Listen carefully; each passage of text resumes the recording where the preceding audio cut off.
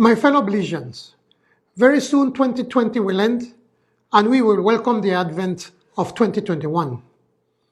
As a nation, we will look back at 2020 with very mixed feelings, and rightly so.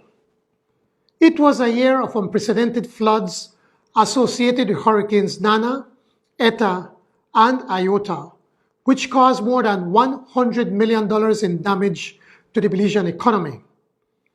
People lost their property, farmers lost their crops and livestock, and public infrastructure was seriously damaged. If this was not enough, we experienced a drought that affected produce and farmers lost again. The COVID-19 pandemic brought our economy to a near halt. Over 236 Belizeans lost their lives to COVID, and more than 10,000 tested positive. About 45,000 persons lost their jobs, and many businesses closed as a result of the measures imposed to fight the virus. COVID-19 dramatically changed the way we work, the way we live, and the world we know. But 2020 was not all bad. Hundreds of Belizeans, along with Cuban collaborators, faced the virus and provided care and control as we implemented measures to curb its spread. Those frontline workers are our heroes. Because of the lockdown and other restrictions, many new micro, small, and medium-sized businesses were spawned. This showed our Belizean creativity and an entrepreneurial spirit never before seen. We now have more Belizean businesses. As a result of border closures, we became tourists in our own country in record numbers. We rediscovered the exotic beauty of this our land and the warm hospitality of our people. On 11 November 2020, voters went to the polls, braved the COVID-19 virus, and elected a new PUP government with an overwhelming majority. The electorate endorsed the proposals in our Plan Belize. We received 59% of the popular vote. Without doubt, my government has a strong mandate for change. 2020 was truly a year of change. Change because Belizeans needed to change what was, and because Belizeans want a better future. When we assumed office, we found the treasury empty. The former administration was borrowing $1 million per day to meet expenses. Imagine, they had to borrow every single month to meet payroll. That is bankruptcy, pure and simple. Last August, the Barrow administration failed to pay the US $13 million Superbond payment when it became due. Instead, they added this amount to the principal, thereby increasing Belize's foreign debt and deferring the inevitable. The rating agencies downgraded Belize yet again. The important takeaway is that due to mismanagement by the Barrow administration, they could not make the payment, and Belize was financially embarrassed on the world stage. As a result of COVID-19, the Barrow administration borrowed more than $200 million in 2020. The Belizean economy was in recession before COVID-19 gripped us. The situation worsened in the second, third, and fourth quarters, and we estimate that the Belizean economy will shrink by 15% in 2020.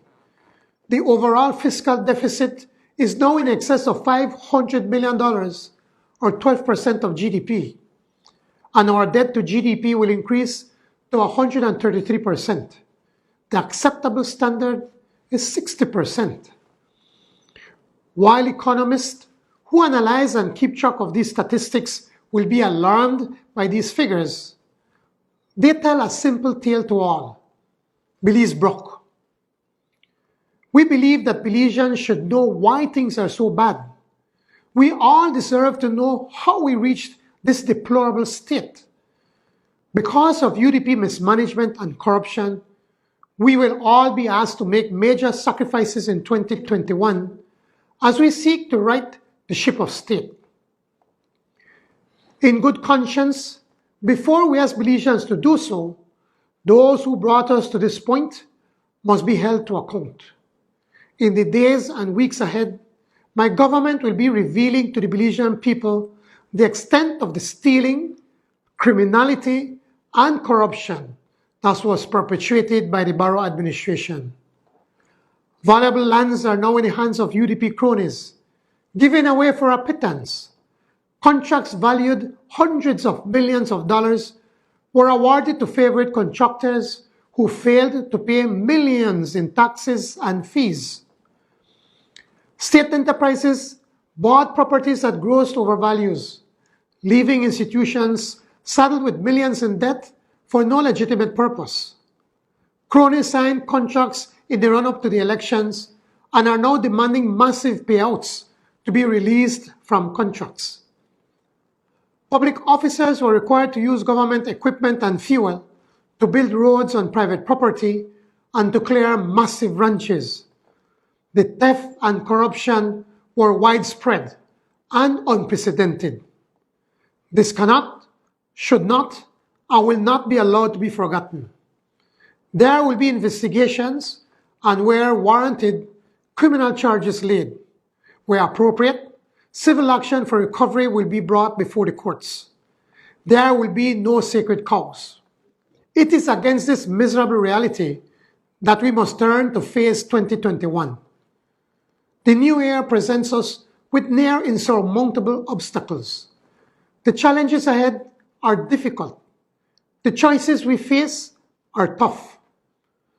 To suppress the spread of COVID-19, we have created the COVID-19 Task Force. This task force will be guided by science and has a mandate to recommend such measures as are required to protect us all. We're engaged with friendly countries and others seeking to bring the vaccine to Belize as soon as reasonably possible. To bounce back better, we must defeat coronavirus.